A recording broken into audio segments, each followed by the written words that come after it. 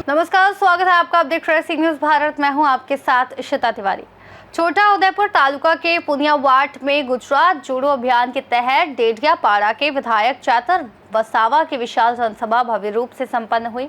लगातार बरसात के बावजूद जनसभा में भारी जन समर्थन देखने को मिला, जहां हजारों लोगों ने उत्साहपूर्वक भाग लिया। देखिए रिपोर्ट। विधायक चैतर वसावा के स्वागत के लिए पुनियावाट में जनसैलाब उमड़ पड़ा। भारी बारिश के बीच लोगों ने वसावा का जोश और नारेबाजी के साथ स्वागत किया। इस अवसर पर छोटा उदयपुर तालुका पंचायत के कार्यकारी अध्यक्ष राजेश भाई राठवा सहित लगभग 7,000 कार्यकर्ताओं ने आम आदमी पार्टी की सदस्यता ग्रहण की। राजेश भाई राठवा ने कुछ दिन पहले भारतीय जनता पार्टी से इस्तीफा दिया था और मंगलवार को विधायक चैतर वसावा की उपस्थिति में तथा विशाल जनसमूह के बीच औपचारिक रूप से आम आदमी पार्टी में शामिल हो गए। प्रेस कॉन्फ्रेंस के दौरान राठवा ने भाजपा की नीतियों कार्यशैली पर कड़ा प्रहार किया। उन्होंने कहा कि भाजपा ने जनहित की उपेक्षा की है और भ्रष्टाचार को बढ़ावा दिया है। उन्होंने जनता से अपील की कि वे डर और भय छोड़कर आम आदमी पार्टी से जुड़े, ताकि गुजरात में स्वच्छ और जनहितकारी राजनीति को मजबूती मिल सके। जय जोहार, जय आदिवासी। આજના ગુજરાત જોડો અભિયાનના કાર્યક્રમમાં અહીં મારી સાથે ઉપસ્થિત વિદ્યાર્થીઓના યુવા નેતા એવા યુવરાજસિંહ જાડેજા, સાથે છોટાઉદેપુરના આમ આદમી પાર્ટીના જિલ્લાના પ્રમુખ એવા રાધિકા રાઠવા, સાથે છોટાઉદેપુર વિધાનસભાના પ્રભારી એવા વિનુભાઈ રાઠવા, સાથે આજે ખૂબ મોટી સંખ્યામાં કાર્યકરો સાથે આમ આદમી પાર્ટીમાં જેમનું આપણે સૌએ સ્વાગત કર્યું છે એવા આ વિસ્તારના તાલુકા પંચાયતના કારોબારી અધ્યક્ષ એવા રાજેશભાઈ રાઠવા, સાથે તમામ તાલુકાના આમ આદમી પાર્ટીના પ્રમુખશ્રીઓ, મહામંત્રીશ્રીઓ, ઉપપ્રમુખશ્રીઓ, સંગઠન મંત્રીશ્રીઓ અને મહિલા મોરચાના તમામ પદાધિકારીઓ, આજુબાજુ વિસ્તારમાંથી પધારેલા પદાધિકારીઓ અને મોટી સંખ્યામાં આજે વરસાદી માહોલ છે છતાં અહીંયા ઉપસ્થિત રહેલા આ વિસ્તારના વંદનીય પૂજનીય વડીલો, યુવાનો અને માતા બહેનો, આગળ તો વક્તાઓએ ઘણું કીધું હશે। સૌપ્રથમ તો તમારી માફી માંગીએ છીએ કે પંચમહાલ જિલ્લાના ઘોંઘંબા તાલુકાની બાજુમાં એક કાર્યક્રમ હતો અને ત્યાં ઘણો લેટ પડ્યા છે, ત્યારે મોડું થયું છે, પણ તમારો જે ઉત્સાહ છે, તમારો જે ભાવ છે એ જોઈને ખરેખર અમને પણ આ ભાવ અહીંયા ખેંચી લાવે છે। ત્યારે સાથીઓ વધારે હું વાત નહીં કરું, પણ તમે જોયું હશે અમારા જેવા અહીંયા કેટલાય યુવાનો છે। એ યુવાનો હોય કે અમે બધા હોય, જ્યારથી અમે જાણતા અને સમજતા થયા છે ગુજરાતમાં ભારતીય જનતા પાર્ટીનું સરકાર છે, એમનું શાસન છે, પણ આટલા 30 વર્ષના શાસનમાં એમણે શું આપ્યું છે આપણને?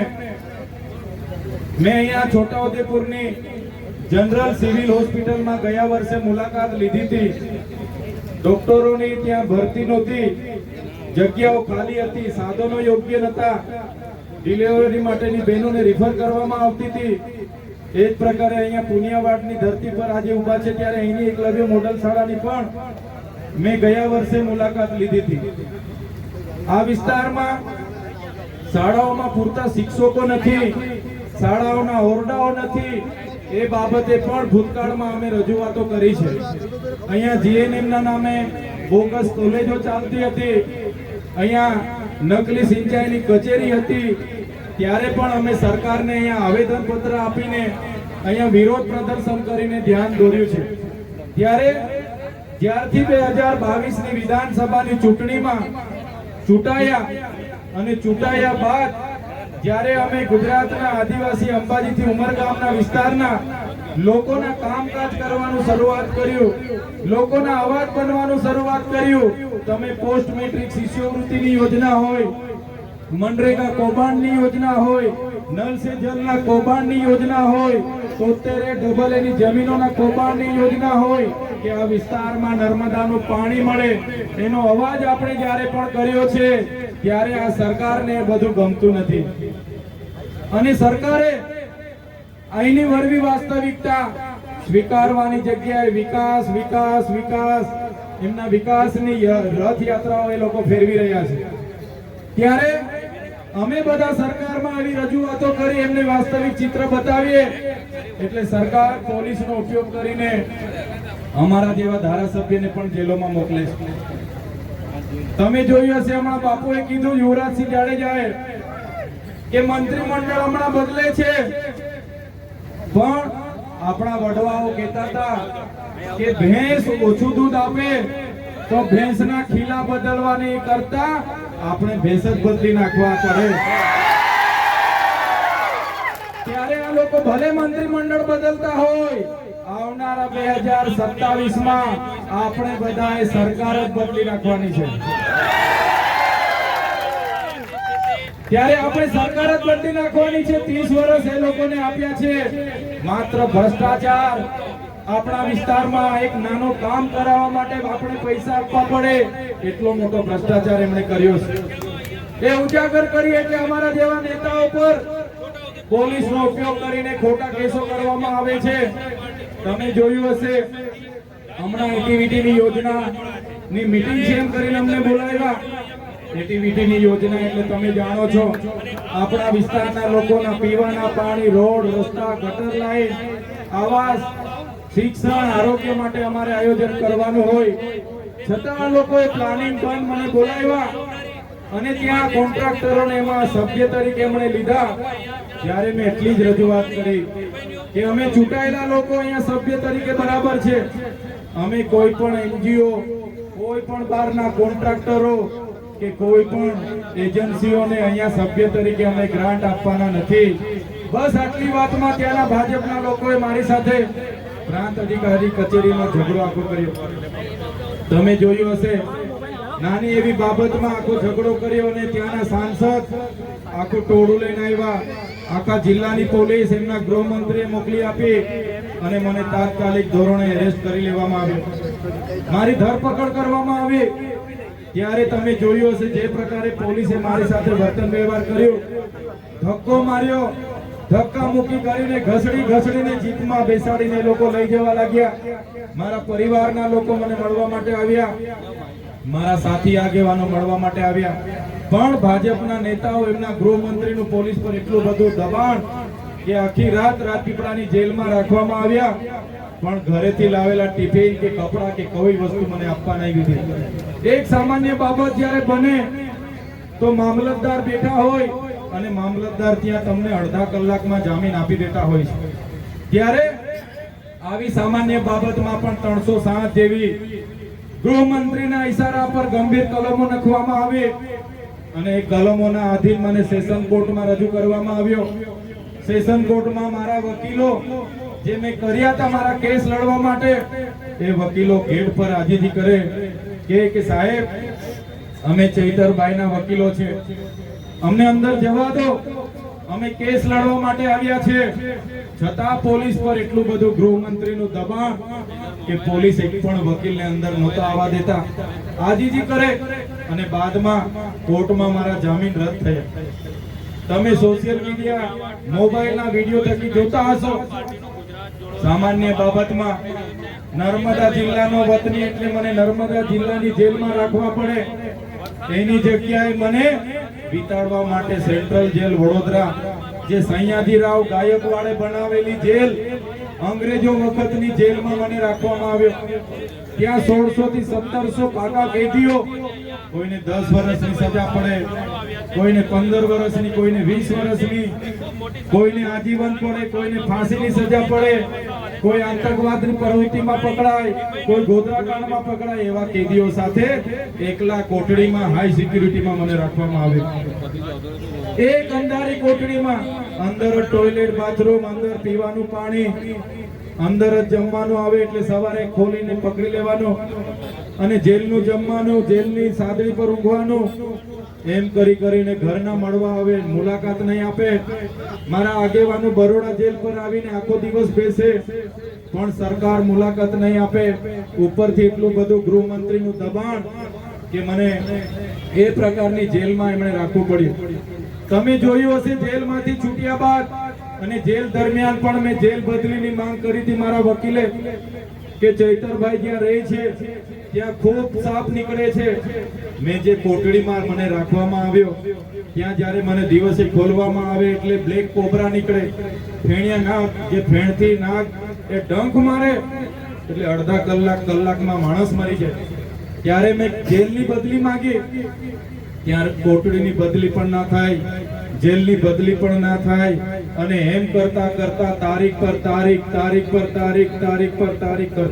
કરતા એક અઠવાડિયું, એક મહિનો અને 80 દિવસથી વધારે દિવસો મારે જેલમાં કાઢવા પડ્યા. મેં જેલથી ડરતો નથી મારા મિત્રો, જેલથી મને જરાય ડર નથી. પણ જ્યારે કોઈ વાક ગુના વગર, જ્યારે એમના ગૃહમંત્રીના ઈશારા પર, ભાજપ સરકારના ઈશારા પર, એમના નેતાઓના ઈશારા પર આપણે વગર વાકે જ્યારે જેલ વેઠવાનું આવે ત્યારે આપણને ઘણું દુઃખ થાય છે. ત્યારે આવી પરિસ્થિતિમાં એમનું આયોજન હતું કે ચેતર વસાવાને સ્થાનિક સ્વરાજની ચૂંટણીઓ પતે ત્યાં સુધી એમને છોડવાને નથી, એમને છૂટવા નથી દેવા. પોલીસ અધિકારીઓ સરકારના ઈશારે ખોટા સોગંદનામા રજૂ કરે ત્યારે તમારા બધાના પ્રાર્થના હશે, તમે બધા મારી ચિંતા કરતા હશો. કેટલી મારી માતા બહેનો મારા માટે વ્રત પણ રાખતા હતા, ઉપવાસ કરતા હતા, કેટલે માનતા રાખતા હતા અને એના લીધે 80 દિવસ પછી છૂટીને હું આવ્યો છું. ત્યારે તમને મળવા માટે આજે તમારી વચ્ચે હું ઉપસ્થિત રહ્યો છું. આ વેદના એટલા માટે તમને અમારે કેવી પડે. આ લોકો ગાડીઓ લઈને અમને પણ લેવા આવે છે, અમને પણ કહે છે કે મંત્રી બનાવી દઈએ, મંત્રી બની જઈએ, પૈસા થઈ જાય, બંગલાઓ પ્રોપર્ટીઓ અમારી થઈ જાય. પણ જે સામાન્ય લોકોએ અમારા પર ભરોસો કર્યો છે, જે સામાન્ય લોકોનો અમે અવાજ બનીએ છીએ, એ અવાજ એમના ત્યાં જવાથી, એમના પિંજરામાં રહેવાથી અમારાથી અવાજ ના નીકળે. એટલા માટે અમે જેલો પણ વેઠી લઈએ છીએ અને તમારા માટે અમે લડીએ છીએ. ત્યારે જેલમાંથી જ્યારે માંડ 80 થી વધારે દિવસો પછી ખબર પડી, સિપાહી આવીને કીધું તમે તૈયાર થઈ જાઓ, તમારા પરિવાર અને તમારા આગેવાનો તમને લેવા માટે આવ્યા છે. હું 9:30 વાગે બહાર નીકળ્યો. બહાર નીકળતાની સાથે મારા આગેવાનો બધા હતા, મારા પરિવારના લોકો ત્યાં હતા. 80 દિવસ જેલમાં અને પણ બંધ કોટડીમાં મેં કાઢ્યા એટલે મારું મગજ પણ અડધું જતું રહ્યું. ત્યાંથી બહાર નીકળ્યો અને તરત મારા વકીલો અને મારા આગેવાનોએ કીધું ચૈતરભાઈ, સરકારે તમારી સાથે જે કર્યું, અમે બહુ મહેનત કરી, તમને કાઢવા માટે બહુ ટ્રાય કરી, વકીલોએ બહુ આર્ગ્યુમેન્ટ કર્યા, પણ સરકારના ઈશારે પોલીસે ખોટું એફિડેવિટ રજૂ કરે, સોગંદનામા રજૂ કરે અને તમને એમણે નર્મદા જિલ્લા, તમે તૈયાર થઈ જાઓ, તમારા પરિવાર અને તમારા આગેવાનો તમને લેવા માટે આવ્યા છે. હું 9:30 વાગે બહાર નીકળ્યો. બહાર નીકળતાની સાથે મારા આગેવાનો બધા હતા, મારા પરિવારના લોકો ત્યાં હતા. 80 દિવસ જેલમાં અને પણ બંધ કોટડીમાં મેં કાઢ્યા એટલે મારું મગજ પણ અડધું જતું રહ્યું. ત્યાંથી બહાર નીકળ્યો અને તરત મારા વકીલો અને મારા આગેવાનોએ કીધું ચૈતરભાઈ, સરકારે તમારી સાથે જે કર્યું, અમે બહુ મહેનત કરી, તમને કાઢવા માટે બહુ ટ્રાય કરી, વકીલોએ બહુ આર્ગ્યુમેન્ટ કર્યા, પણ સરકારના ઈશારે પોલીસે ખોટું એફિડેવિટ રજૂ કરે, સોગંદનામા રજૂ કરે અને તમને એમણે નર્મદા જિલ્લામાં આવશે, આદિવાસી વિસ્તારમાં આવશે. ચૈતરભાઈ આવે એટલે કાયદો વ્યવસ્થા બગડે, એવી બધી આર્ગ્યુમેન્ટ કરી એમણે અને એના લીધે તમને ડેડિયાપાડા વિસ્તારમાં જવાનો પ્રવેશ બંધ છે. હવે તમે વિચાર કરો, તમારા જેવા સામાન્ય લોકોએ, ડેડિયાપાડાના લોકોએ 1 લાખથી પણ વધારે મત આપીને મને ધારાસભ્ય બનાવ્યા. 4 પાર્ટીના ઉમેદવારોમાં 43,000 થી પણ વધારે મતોની મારી લીડ હતી અને હવે એ ડેડિયાપાડાના હદમાં મારું ઘર છે, મારો પરિવાર ત્યાં રહે છે, મારી ઓફિસ છે જ્યાં બેસીને લોકોના નાના મોટા કામ કરું, પણ આ સરકારની નીતિ એવી કે હવે મારે ડેડિયાપાડામાં 1 વર્ષ સુધી પગ નહીં મૂકવાનો. હું એ હદમાં પ્રવેશ કરું અને પોલીસના ધ્યાનમાં આવી જાય તો ફરી મારા જામીન રદ થાય, ફરી મારે જેલમાં જવું પડે. ત્યારે આ સરકારની નીતિ તમે જોઈ લો. વિરોધ પક્ષના ધારાસભ્ય છું, આદિવાસીનો અવાજ બનું છું, આદિવાસીઓ માટે શિક્ષકોની માંગ કરું છું, નર્મદા ડેમનું પાણી મળે એની માંગ કરું છું, મનરેગા કૌભાંડ મેં ઉજાગર કર્યું, નકલી કચેરી મેં બતાવી. ત્યારે આ સરકારે એના બદલામાં મને જેલ બતાવી અને જેલમાં મને આ વેદના આપી. ત્યારે મારા વડીલો, મારા યુવાન સાથીઓ, મારી માતાઓ, તમને હું આહ્વાન કરું છું, તમને મેં અપીલ કરું છું, આ લોકો સામે આપણે લડવાનું છે. આ લોકોને આવનારી ચૂંટણીમાં ઈંટનો જવાબ તમારે પથ્થરથી આપવાનો છે. ઈંટનો જવાબ પથ્થરથી આપીને એનો બદલો તમારે લેવાનો છે. ત્યારે માંડ જેલમાંથી આવ્યા અને ત્યારે અમારે રાજપીપળા હું રહ્યો અને રાજપીપળાના બાજુના જૂના રાજ ગામ, સાંસદ મનસુખભાઈ વસાવાનું પોતાનું ગામ, પોતે 7 ટર્મથી સાંસદ, 30 વર્ષથી એમની સરકાર. ત્યાંના લોકો મને મળવા આવ્યા એટલે કીધું, ચૈતરભાઈ સ્ટેચ્યુ ઓફ યુનિટી થી આજુબાજુમાં અમારા ગામો છે, અમારા ગામોનો ઇતિહાસ 500-700 વર્ષનો છે. આજે પણ અમારે ત્યાં રોડ નથી. અમારી જ્યારે કોઈ બેનને સગર્ભા હોય અને એને જ્યારે પ્રસૂતિની પીડા ઉપડે, ડિલિવરી માટે અમારે લઈ જવું હોય, ત્યારે 108 પણ અહીંયા નથી પહોંચતી. અને એ દિવસે એ બેન કાં તો રસ્તે મરી જાય, કાં તો બાળકનો રસ્તે મરણ થઈ જાય. ત્યારે ત્યાંથી મેં થોડા દિવસ પછી, 2 કે 3 દિવસ પછી મેં 14 અને 16 કિલોમીટર સુધી ચાલીને પદયાત્રા કરી.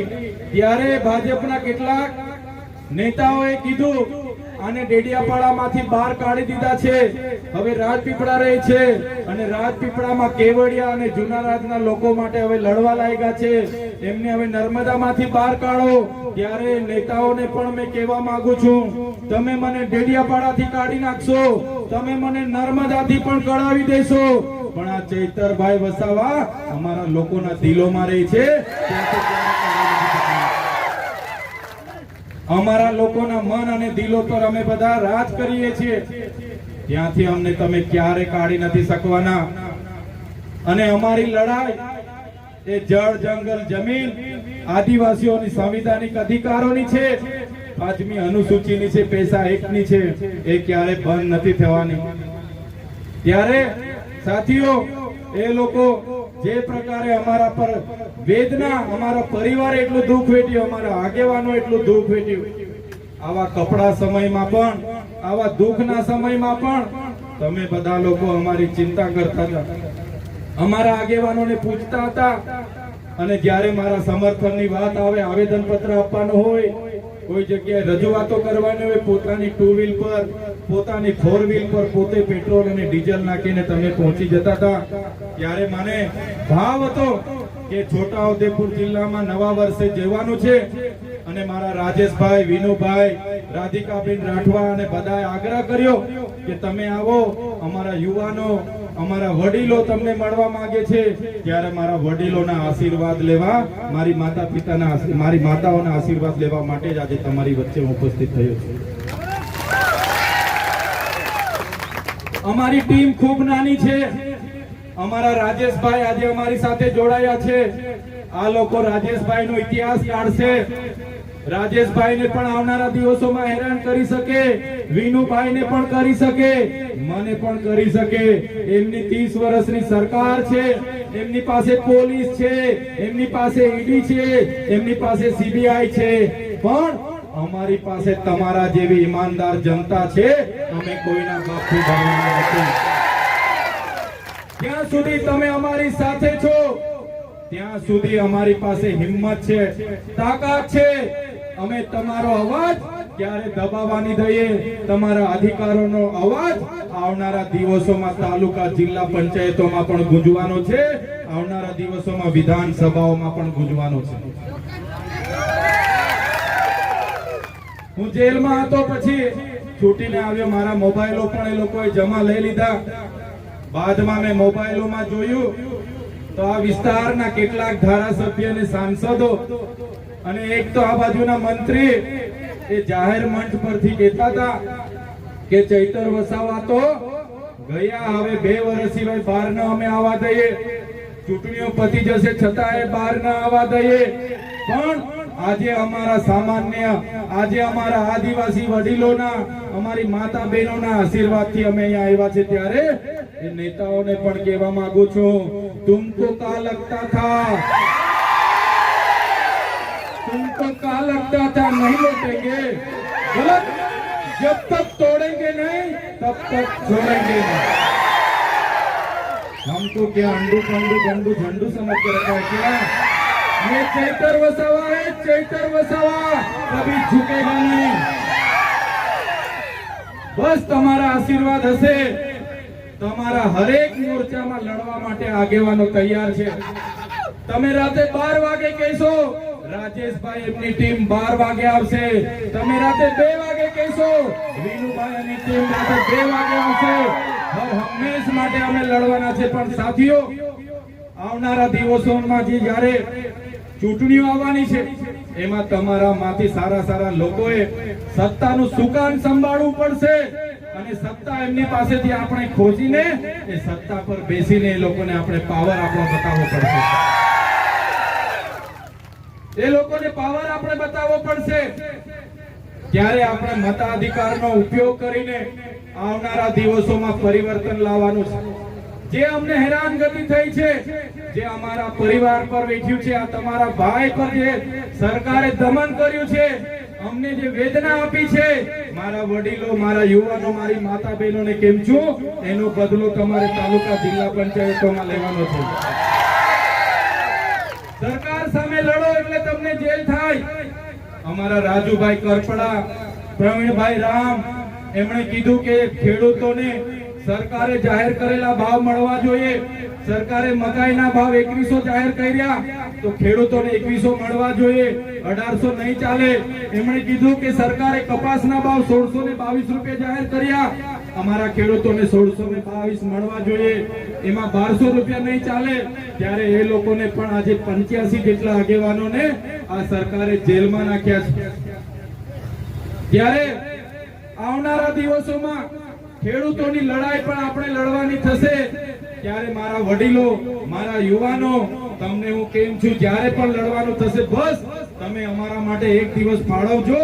તમને આ વિસ્તારમાં દરેક બાબતે ન્યાય અપાવવા માટે અમારી ટીમ તમારી વચ્ચે આવીને ઊભી થઈ જશે. ત્યારે મારા પરિવાર, મારા તાલુકામાં, મારા મત વિસ્તારમાં, ડેડિયાપાડામાં મને જવા દેવામાં નથી આવતો. પણ આ છોટાઉદેપુરના લોકોએ બધાએ મને એટલો જ પ્રેમ આપ્યો છે, એટલી જ લાગણી આપી છે. ક્યારેક અમે તમારા ગામમાં પણ આવી જશું તો મારી બહેનો છે, મારા ભાઈઓ છે, રાતે આવીશું તો રોટલો ને પાણી તો અમને પૂછીને જમાડીને જશે. આ ભાવ તમારો અમને ખેંચી લાવે છે. અને હવે તો ખૂબ સારા આગેવાનો આવી ગયા છે. આવનારા દિવસોમાં ખૂબ સારું આપણે સંગઠન બનાવીને લડવાનું છે. ત્યારે સાથીઓ, આજે પુનિયાવાડની આ ક્રાંતિકારી ધરતી પર અમે આવ્યા છે. ત્યારે વરસાદનો મોસમ છે, કામના દિવસો હોવા છતાં, સમય ઘણો થયો છતાં આ વિસ્તારના તમામ પૂજનીય વંદનીય વડીલો, યુવાનો, માતા બહેનો અને આજે ખાસ અમારી ટીમમાં અમારી હિંમત વધારવા માટે, અમને મનોબળ પૂરું પાડવા માટે 7000 થી પણ વધારે કાર્યકર્તાઓથી જોડાયેલા રાજેશભાઈ, એમની ટીમ અને ખાસ આજના કાર્યક્રમનો અવાજ ગાંધીનગર સુધી પહોંચે, આ કાર્યક્રમનો અવાજ દિલ્હી સુધી પહોંચે, એના માટે મીડિયા મિત્રો ખડે પગે આજે ઊભા છે. એમનો પણ ખૂબ ખૂબ આભાર માનું છું. પોલીસ મિત્રો કાયદો વ્યવસ્થા જાળવવા માટે પણ ઊભા છે, એમનો પણ હું ખૂબ ખૂબ આભાર માનું છું. અને આજના કાર્યક્રમમાં મારું એક સૂત્ર જણાવી અને મારી વાણીને હું વિરામ આપીશ. હું નામ બોલું તમારે બધાએ પરિવર્તન પરિવર્તન એવું કહેવાનું છે અને પરિવર્તનની ગૂંજ આજે પુનિયાવાડની પવિત્ર ધરતીથી આખા છોટાઉદેપુરમાં પહોંચાડવાની છે। એ જ વિનંતી સાથે તમારો બધાનો ખૂબ ખૂબ આભાર માનું છું। ધન્યવાદ। જય આદિવાસી, જય જોહાર। છોટાઉદેપુર માંગે, છોટાઉદેપુર માંગે, જેતपुर માંગે, कंवाट માંગે, कोतवाल માંગે, बोडेली માંગે, संखेड़ा માંગે, नसवाड़ी માંગે। આવનારા દિવસોમાં પરિવર્તનની લહેરમાં અમે અપેક્ષા રાખીએ છીએ કે બધા સાથે મળીને છોટાઉદેપુરની તમામ જિલ્લા પંચાયત, તમામ તાલુકા પંચાયતના સદસ્ય તમારામાંથી ચૂંટાઈને આવે, પ્રમુખ બને અને આપણા લોકોના કામ કરે એવી અભ્યર્થના સાથે બધાનો ખૂબ ખૂબ આભાર। ધન્યવાદ। જય જોહાર, જય આદિવાસી। આજે ગુજરાત જોડો અભિયાન અંતર્ગત છોટાઉદેપુર જિલ્લાના પુનિયાવાડ ખાતે જનસભા મળી। આ જનસભામાં અહીંના તમામ આગેવાનો અને તમામ લોકો હાજર રહ્યા। ખાસ કરીને આ વિસ્તારના આગેવાન અને પૂર્વ તાલુકા પંચાયતના પ્રમુખ, હાલના છોટાઉદેપુર તાલુકા પંચાયતના કારોબારી અધ્યક્ષ એવા રાજેશભાઈ રાઠવા અને એમના 7000 જેટલા કાર્યકરો આજે આમ આદમી પાર્ટીમાં જોડાયા છે। અને આવનારા દિવસોમાં જે ભારતીય જનતા પાર્ટીના 30 વર્ષના શાસનમાં એની જનતાને માત્ર ભય, ભૂખ અને ભ્રષ્ટાચારનો અનુભવ થયો છે, એને અહીંથી નાબૂદ કરવા માટે અમે સૌ સાથે મળીને પરિવર્તનની યાત્રામાં આગળ વધીશું। અને આવનારા દિવસોમાં છોટાઉદેપુર તાલુકા, જિલ્લા પંચાયત અને નગરપાલિકાની તમામ બેઠકો પર આમ આદમી પાર્ટીના કર્મનિષ્ઠ આગેવાનો ચૂંટણીઓ લડશે અને તમામ પ્રકારની મહેનત કરીને તમામ તાલુકા પંચાયતો અને જિલ્લા પંચાયત આમ આદમી પાર્ટીની બને એવા અમે સૌ સાથે મળીને પ્રયાસો કરીશું। ચેતરભાઈ, ખાસ કરીને જે રાજેશભાઈ જોડાયા, કેટલા કાર્યકર્તાઓને લઈને જોડાયા અને કોઈ એની સાથે વાત થઈ છે? આગામી દિવસોમાં વિધાનસભાની ચૂંટણી પણ આવે છે, તાલુકા પંચાયતની પણ ચૂંટણી આવે છે, કોઈ માંગ સાથે તેઓ આમ આદમી પાર્ટીમાં આવ્યા છે કે કેમ? આજે રાજેશભાઈ જે જોડાયા છે, જેમના જોડાવાથી છોટાઉદેપુર જિલ્લામાં એક યુવાઓમાં જોમ અને જુસ્સો આવ્યો છે। પોતે જે પ્રકારે ભારતીય જનતા પાર્ટીમાં હતા અને પોતાના નેતાઓને એમણે વરવી વાસ્તવિકતા બતાવી કે ભાઈ અહીંયા ભ્રષ્ટાચાર થાય છે, બહારની એજન્સીઓ, ગુજરાત પેટર્ન હોય, એક્ટિવિટી હોય, મનરેગા હોય, નલ સે જલ હોય, એમાં કૌભાંડો કરે છે અને એમનો અવાજ દબાવવા માટે એ લોકોએ ઘણીવાર એ પ્રયત્નો કર્યા, પણ એમને લોક સેવા કરવા અને લોકહિતના કાર્ય કરવાનો એમનો ઉત્સાહ છે। એમના જોડાવાથી અમારી ટીમ ખૂબ સારી મજબૂત બની છે અને આવનારા દિવસોમાં સાથે રહીને આગળ વધીશું। આવનારી તાલુકા પંચાયતો હશે, જિલ્લા પંચાયતો હશે, વિધાનસભા હશે કે લોકસભા હશે, સ્થાનિક લેવલના જેટલાઓ પણ નેતાઓ છે એમણે જ અહીંથી લડવાનું છે અને જે તે વખતે અમે બધા સાથે બેસીશું અને એકબીજાની સહમતિથી ઉમેદવાર નક્કી કરીશું અને એમને જીતાવવા માટે અમે બધા તન મન ધનથી અહીંયા કામે લાગીશું। ત્યારે અમારો હાલનો ટાર્ગેટ તાલુકા પંચાયતો તમામ અને જિલ્લા પંચાયત અને નગરપાલિકાઓ જીતવાની છે। સાથે સાથે આજે રાજેશભાઈ અમારી સાથે જોડાયા છે, કામની રાજનીતિ એમણે જોઈ। તમામ કોંગ્રેસના, તમામ ભારતીય જનતા પાર્ટીમાં રહેલા એવા ઘણા સાથીઓ ઈચ્છા રાખે છે કે અમારે લોકોના કામ કરવા છે, એવા તમામ લોકો આવનારા દિવસોમાં રાજેશભાઈ છે, રાધિકાબેન રાઠવા છે, વિનુભાઈ રાઠવા છે, એમની આગેવાનીમાં જોડાશે અને પરિવર્તનની દિશા આવનારા દિવસોમાં આગળ વધે અને અહીં પરિવર્તન આવે એવી અમને આશા અને અપેક્ષા છે। એમની વાત સાંભળવા નથી આવતી। ગુજરાત પેટા યોજનામાં ભ્રષ્ટાચાર કરવામાં આવતો હતો, તમે કેવો અભ્યાસ કર્યો છે? કેટલા હજી ભ્રષ્ટાચાર છે છોટાઉદેપુર જિલ્લામાં? ગુજરાત પેટર્નમાં પ્રભારી મંત્રીને અધ્યક્ષ બનાવવામાં આવે અને પ્રભારી મંત્રી બહારની એજન્સીઓ પર 10-10% ટકાવારીઓ લઈને જેમને બારોબાર એજન્સીઓ આપે અને એના ચૂંટાયેલા તાલુકાના સભ્યને, જિલ્લાના સભ્યને, સરપંચોને કોઈ પૂછવામાં ના આવે તો સ્વાભાવિકપણે રાજેશભાઈ જેવા ઘણા લોકો અંદર મૂંઝવાતા હતા, છતાં રાજેશભાઈ તો ઘણીવાર એમની સામે ચળવળ ચલાવી કે ભાઈ આવું તો ના ચાલે, અમે ચૂંટાયેલા છે, લોકો અમારા પર કામો લઈને આવે ને અમારા કામો નથી થતા અને નેતાઓ બહારની એજન્સીઓને, કોન્ટ્રાક્ટરોને, એનજીઓને કામો આપે એની સામે લડ્યા છે। ત્યારે અમારી લડત એ દિશા તરફ જ છે। આવનારા દિવસોમાં તમે જોઈ શકો છો અહીંયા ડીએમએ ફંડ હોય, અહીંનું ખાણ ખનીજ વિભાગની રેતી ચોરી હોય કે આ વિસ્તારમાં હાપેશ્વર યોજના હોય કે નલ સે જલ યોજના હોય કે જેતપુરથી છોટાઉદેપુરના બ્રિજનું કામ હોય, તમામ મોરચે અમે બધા જ લોકો સાથે મળી બેસાડીને સરકાર સામે ઉતરીશું અને છોટાઉદેપુરની જિલ્લાની જનતાને સુખાકારીની યોજનાઓનો લાભ સીધો ડાયરેક્ટ મળે એવા અમે તમામ પ્રયાસો કરીશું. કેટલા કાર્યકર્તાઓ સાથે રાજેશભાઈ રાઠોડ, કેટલા કાર્યકર્તાઓ સાથે? છોટાઉદેપુર જિલ્લામાં તમે જોયું હશે, બોડેલીમાં નકલી સિંચાઈની આખી કચેરી પકડાઈ, મનરેગાનું કૌભાંડ પકડાયું, બચુભાઈ ખાબડની તપાસ ચાલતી હતી પણ એમના છોકરાઓના નામ આવ્યા, એમાં છોટાઉદેપુરમાં બંધ થઈ.